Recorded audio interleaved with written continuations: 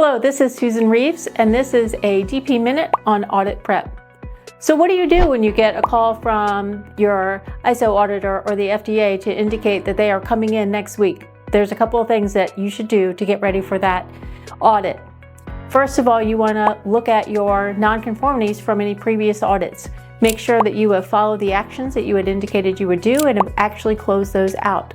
We actually had one client that had done all the actions that they had committed to close out their nonconformities, but in their ERP system, they forgot to actually click the button to show that those nonconformities had been closed out. So double check all those little things.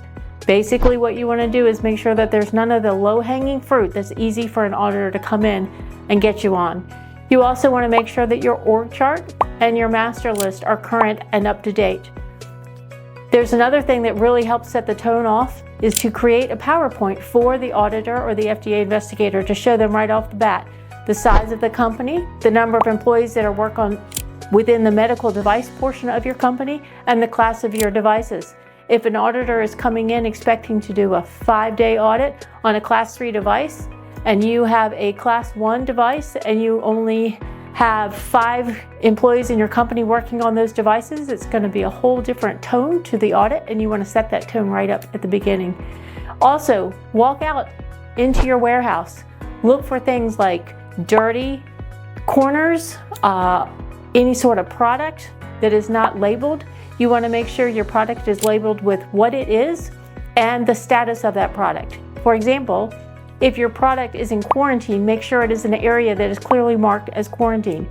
If it is ready to ship, also have that clearly marked. You want to make sure the status and the type of what's in the box is clearly labeled.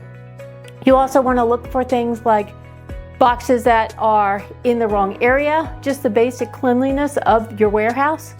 Also, make sure that everyone in the company that might see the auditor is aware that an audit is happening. You don't want to inadvertently have an auditor come up to someone and ask them a question and they don't even realize what is going on. Also, make sure that your quality policy is posted around the building and that your employees know where it is.